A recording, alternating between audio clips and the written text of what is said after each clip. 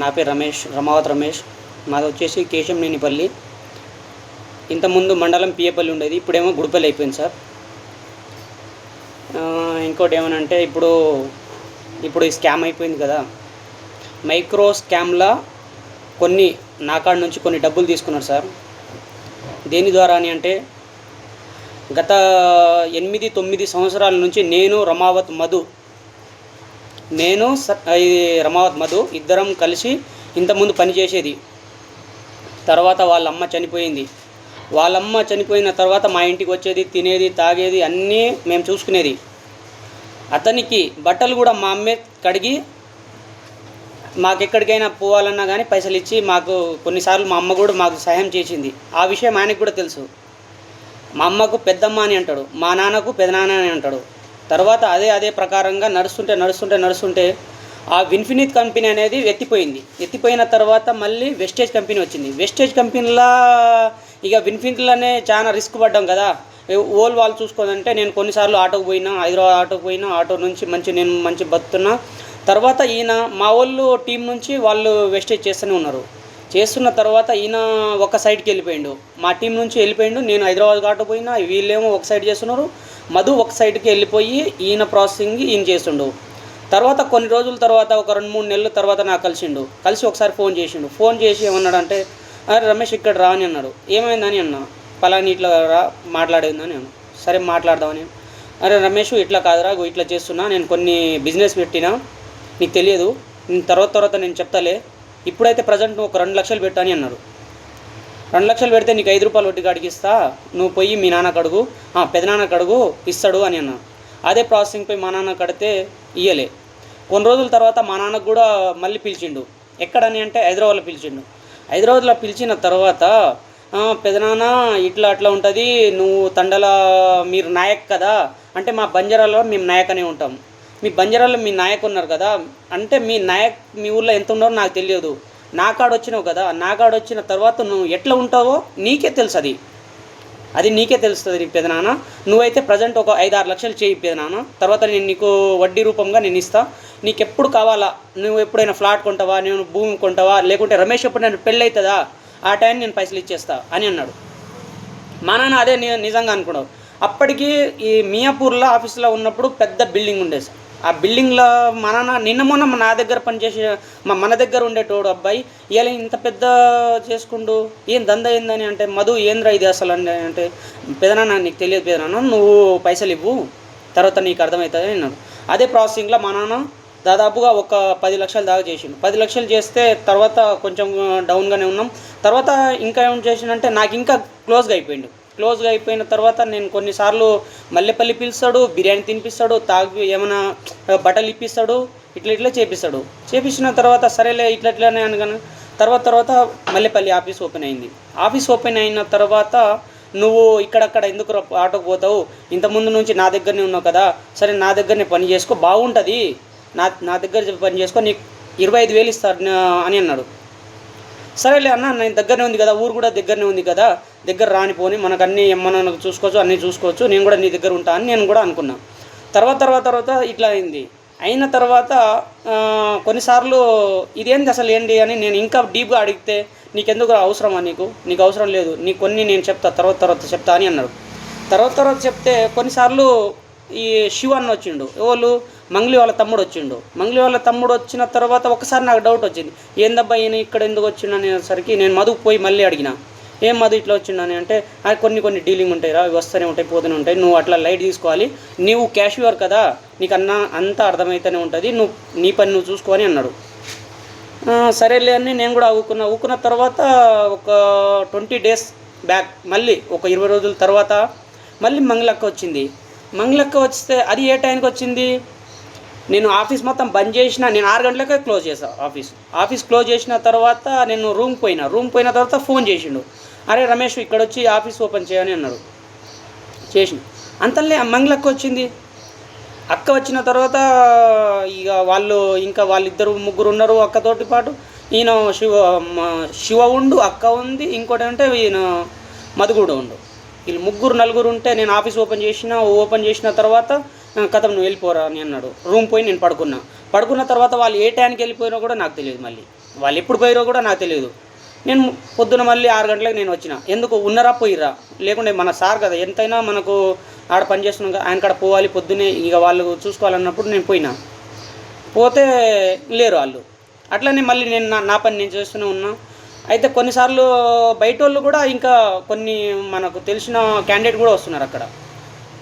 కొన్ని క్యాండిడేట్స్ కూడా వస్తున్నారు. ఏందబ్బా ఇది ఇన్ని రోజులు ఏం చేస్తున్నాయి ఏందనేది కొన్ని నేను కూడా నమ్మిన తర్వాత కొన్నిసార్లు ఇంకోసారి కూడా మంగళకు వచ్చింది. 2 టైం మంగళకు వచ్చింది. ఇంకో టైం ఏంటంటే ఇంటికాడ వచ్చింది. ఇక్కడ వద్దిపట్లలో నాకు బైక్ ఉండేది. నా R15 బైక్ లెక్క జిక్సర్ బైక్ ఉండేది. ఆ బైక్ తీసుకొని నేను అక్కడ పోయినా. అక్కడ పోతే నాకంటే నేను పోయిన తర్వాత 10 నిమిషాల తర్వాత అక్క వాళ్ళు, మంగళక్క, శివన్న, మధు వీళ్ళు 4 వచ్చారు. వస్తే ఒక ఫోటో దిగురా అని అన్నారు. అయితే ఇంటికాడ వచ్చినప్పుడు వాళ్ళు ఇల్లు కడుతూనే ఉన్నారు. ఆ కడుతున్న ఇల్లు కాడికి 2 గంటలు, నైట్ 2 గంటలకు నేను పోయినా. ఆ ఫోటో నేనే తీసిన. ఆ ఫోటో తీసిన తర్వాత ఇక నువ్వు పోతే పోరా, లేకుంటే మన పాత ఇల్లు ఉంది కదా అక్కడ పోయి పడుకో, నువ్వు ఈ టైం పోతే పో, లేకుంటే మన పాత ఇల్లు ఉంది కదా అక్కడ పోయి పడుకో అని అన్నాడు. సరే నేను అక్కడ పోయి పడుకుంటాలే అని నేను అక్కడనే పడుకొని నేను పొద్దున వచ్చేసిన. ఆ విషయం ఎవ్వరికి కూడా తెలియదు. అది ఓలు కాదు కదా అసలు, ఓలు ఏ మనిషికి కూడా తెలియదు. నైట్ 2 గంటలు ఎవరు లేస్తారు, లేరు కూడా ఆ టైంకి వచ్చారు. ఒక ఫోటో తీసుకున్నా, వాళ్ళ పాత ఇల్లు కాడ పోయి నేను పడుకున్నా. ఎందుకంటే వాళ్ళు అంతా నాకు పరిచయం. అక్కడ పోయి వాళ్ళ నాన్న కూడా ఉండు, అక్కడ వాళ్ళ నాన్నకాడ పోయి నేను ఫ్యాన్ వేసుకొని నేను పడుకున్నా. తర్వాత అదే కంటిన్యూగా అవుతుంటే ఇప్పుడు లిక్విడ్ క్యాష్ ఎవరు తీసుకోపోతారు, ఈయన శివ చౌహాన్ ఉంది కదా, శివ చౌహాన్ వచ్చి క్యాష్ తీసుకెళ్తాడు. వచ్చి క్యాష్ అడిగి అరే ఎన్ని కలెక్షన్ అయినాయిరా, ఎంత వచ్చినాయిరా, ఇలా కలెక్షన్ ఎంత అంటే నేను అప్పుడప్పుడే మాట్లాడిన తర్వాత నేను కలెక్షన్ అయిపోయిన తర్వాత టూరిస్ట్ పోతాం కదా మనం, బయటకు పోయినప్పుడు పెద్ద బ్యాగులు ఉంటాయి కదా, ఆ బ్యాగులు లెక్క పెద్ద బ్యాగులు ఉంటాయి. ఆ బ్యాగులలో నేను నింపేస్తాను మొత్తం డబ్బులు, కలెక్షన్ చేసిన మొత్తం డబ్బులు అలా కలెక్షన్ పెట్టి నేనే పోయి కింద నేను ఒక ఫస్ట్ ఫ్లోర్ నుంచి కింద దిగి అలా పెట్టి కార్లో పెట్టిన తర్వాత ఆయన ఎక్కడ పోతాడో కూడా నాకు తెలియదు. అసలు నా తర్వాత కూడా ఆ విషయం కూడా తెలియదు. మళ్ళీ ఇంకోటి ఏమనంటే ఓలైనా కొట్టిరనుకో, ఓల్ దాంట్లో కొట్టియాలన్నా ఇప్పుడు నా లాంటి వాళ్ళు కస్టమర్ వచ్చిందనుకో ఒక 50,000 కొట్టియాలనుకో, ఎవరి దాంట్లో కొట్టియాడు, ఓన్లీ రమావత్ మధు దాంట్లోనే కొట్టిస్తా. క్యాష్ ఓన్లీ రమావత్ మధు, దానికంటే ఇంకా ఎవరి దాంట్లో కొట్టియలే కూడా, ఓన్లీ రమావత్ మధుకే మధు అంతా మధు దాంట్లోనే క్యాష్ ట్రాన్సాక్షన్. ఆన్లైన్ మాత్రం క్యాష్ మొత్తం ఈయన చౌహాన్ తీసుకోపోతాడు, శివ చౌహాన్ తీసుకోపోతాడు. అదే రకంగా కొన్నిసార్లు నేను అక్కడ పని చేస్తూ మా నాన్నకు కూడా నేను ఇక్కడ పని చేస్తున్నా కదా, మంచి మూమెంట్లో ఉన్నా, మంచి అంత పైసలు తీస్తారు, మంచిగా అవుతుంది, మొత్తం గోల్డ్ అవి ఇవి పెట్టుకుంటారు, బాగానే మనం సంపాదిస్తారు. నాన్న ఇట్లా నేను పని చేస్తున్నా నాన్న, మనం కూడా పెడతామే అని అంటే, ఈ పెట్టినవి చాలు కదా ఇంకెందుకు పెట్టామని అన్నాడు. కాదు పెడతామని అన్నాడు. పెట్టాను డైరెక్ట్గా 30 లక్షలు ఒకటేసారి తెచ్చిండు. అది కూడా ఎప్పుడు అది ఆఫీస్ ఓపెన్ అయినప్పుడు అప్పుడు తెచ్చి ఒకటేసారి 30 లక్షలు ఇస్తే, ఆ 30 లక్షలు తీసుకోపోయి ఎక్కడ ఇచ్చినాము, నేను ఈ చౌహాన్, శివ చౌహాన్, ఈటల్ అనేటోడు డ్రైవర్ కాదు కానీ ఆయన కూడా ఒకటి అక్కడ ఆఫీస్ ఓపెన్ అయినప్పుడు వస్తే నాకు కారు రాదు, వీటల్కి కారు వస్తుంది. ఈయన ఈ చౌహాన్ ఏమో ముందర కూర్చుని నేను వెనక కూర్చున్నా. అదే రకంగా తీసుకోపోయి ఎక్కడని అంటే మనకు ఈ కోకాపేట ఉంది కదా, కోకాపేట సర్వీస్ రోడ్లో బండి పెట్టిన తర్వాత 10 నిమిషాలు కూర్చొని రా అని అన్నాడు. కూర్చున్నాం మేము లోపల బాగానే కూర్చున్నాం. ఆయన వచ్చి ఓ 10 నిమిషాలు బయటికి పోయి ఒక 5-6 నిమిషాలు మాట్లాడిన తర్వాత సైడ్ నుంచి ఒక కారు వచ్చింది. కారు వస్తే తమ్ముడు ఒక బ్యాగ్ ఇరా అని అన్నాడు. బ్యాగ్ ఇస్తే నేను తీసేసి ఓనర్ సీట్లో ఇచ్చిన. ఓనర్ సీట్ నుంచి బయటికి ఇచ్చేసి ఆయన కార్ల నుంచి ఆయన వేరే కార్లోకి ఇచ్చిండు. ఆ కార్లో ఇచ్చేస్తే నేను పోయి ఇప్పుడు ఇక్కడ వచ్చినాం కదా, ఏందబ్బా ఈ పైసలు ఏంటి, ఇక్కడ ఈ రోడ్డు మీద పైసలు కూడా ఏంది ఇస్తారా, ఇన్ని పైసలు ఏంది ఇక్కడ అని నేను కొంచెం డౌట్లో ఉన్నా. పోయి మంగళక్క వాళ్ళ ఇంటికాడ పోయినా. మంగళక్క ఉన్నది అక్కడ. మంగళక్క ఉంటే అక్కడ పోయి నేను ఫోటో దిగుదామని మంగళక్కతో ఇంకోసారి ఇక్కడ వచ్చినా నా ప్రూఫ్ చూసుకోవాలని నేను అక్కడ పోయి నేను ఒక ఫోటో దిగుదాని అంటే, లేదు బాబు ఇక్కడ దిగొద్దు రమేష్, అట్లా వద్దు, మనతోటి ఇట్లా ఫోటో దిగొద్దు, అర్థమవుతుందా, ఇట్లా మనం ఎవడైనా ప్రోగ్రామ్ వచ్చినప్పుడు ఫోటో దిగాలి, ఇట్లా ఇంటికాడ దిగొద్దు, అన్నీ ఉంటాయి, కెమెరాలు ఉంటాయి, ఇంకా ఏమైనా ఫోటోలు ఇంకేమైనా ఉంటాయి, అట్లా దిగొద్దు. సరే నేను ఒక శివన్నతో నేను దిగుతా, వచ్చి నన్ను ఇక్కడ మధుకు కూడా చూపెట్టుకోవాలి కదా, ప్రూఫ్ చూపించుకోవాలని నేను ఒక శివ చౌహాన్తో ఒక ఫోటో దిగిన. అంతే. దిగిన తర్వాత మళ్ళీ నేను రిటర్న్ వచ్చేసిన. అదే అదే రకంగా మా నడుస్తుంది. మాకు లాస్ట్కు ఒకటేసారి మేము 30 లక్షలు నెట్ క్యాష్ ఇచ్చేసిన. ఆ ప్రూఫ్ కూడా మా కాడ అన్నీ ఉన్నాయి మా వాళ్ళ దగ్గర. ఇంకోటి ఏమనంటే నా ఫోన్లో కూడా ఉన్నాయి. నా ఫోన్లో ఏమనంటే మా అక్క మా అక్క ఆమెది బుట్టల కమ్మలు ఇవి మేము అవి సొమ్ములు మొత్తం పెట్టేసి ఎస్బీఐ బ్యాంకుల నుంచి తెచ్చిన. ఇంకో నెల అయితే అది కూడా క్లోజ్ అవుతుంది. ఈరోజు డేట్తో ఇంకో నెలనో ఇంకో 2 నెలలు అయితే అది కూడా క్లోజ్ అవుతుంది. క్లోజ్ అయిన తర్వాత మాకు నోటీస్ వస్తుంది సార్. నోటీస్ వచ్చిన తర్వాత వాళ్ళకు కూడా మేము డబ్బులు కట్టాలి, బ్యాంక్ నుంచి అది తీసుకొని రావాలి సార్. అదే రకంగా ఉన్నా సార్. దయచేసి నాకు అక్క కాడ నుంచి మాకు డబ్బులు ఇప్పించేటట్టు మాకు చూడండి దయచేసి, అందరికీ చెప్తున్నా. ఇంకోటి ఏంటంటే సార్, కొన్నిసార్లు నేను ఇవి ట్రాన్సాక్షన్ వచ్చినాయి పోయినాయి, మంగళకు వచ్చింది పోయినాయి, అన్నీ నా నుంచి అవుతున్నాయి కదా సార్. ఒకసారి ఇట్లనే ఇవి గడబడ అయితే ఒక్కొక్కతనకు నేను కొన్ని డబ్బులు కొంచెం తక్కువ చేసుకోరా అని అన్నా. ఆ ప్రకారంగా అంటే అది కూడా ఫ్రెండే కదా, వాళ్ళు కూడా పిల్లలు ఉన్నారు, అరే కొంచెం డబ్బులు తక్కువ చేసుకో వద్దని అంటే ఆయన నా మాట వినకుండా డైరెక్ట్ మధుకు పోయేమన్నాడంటే, అరే మధు మీ అబ్బాయి ఏమో అట్లా అంటుండో అని అన్నప్పుడు సార్ నేనేమనలేదు సార్, కొంచెం నేను అట్లా అన్నా సార్ అని నేను అన్నా, మధుకన్నా. అయితే ఆ మాట ఇప్పుడు ఇక్కడ అన్నావు కదా, బయట ఎవరైనా చెప్పినావు అనుకో నీకు కథం, నీకు రూపాయి కాదు కదా, నీకు అసలు ₹1 బిల్ల కూడా రాదు. అది కూడా ఎక్కడ అన్నాడు, జిఎన్ఐ ఆఫీస్ గోకులం అన్న మల్లెపల్లి అన్నాడు.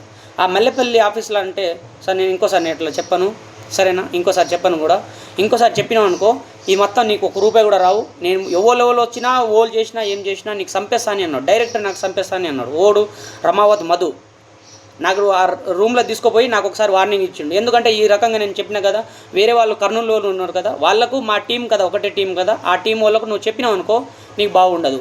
ఇంకోటి ఏమనంటే మనం సాగర్ పోయినాం కదా సార్, సాగర్ పోతే మనం 1 గంటలకు ఎవడైనా తీసుకోతారా సార్? సాగర్ మనం చూద్దామని సాగర్ తీసుకుపోయిండు.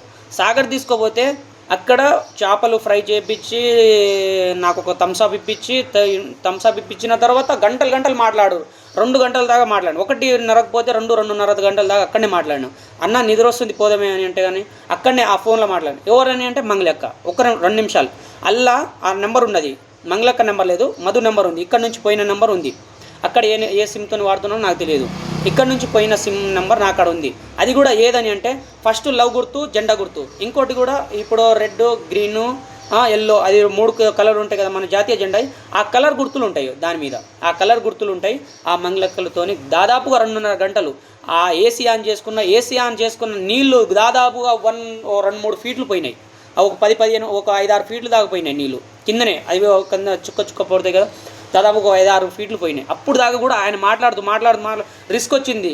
ఆ తర్వాత పోదామన్నా అని అంటే పొద్దున్న ఆఫీస్ తీసేదన్నా అని అంటే అప్పుడు పోయినాం సార్.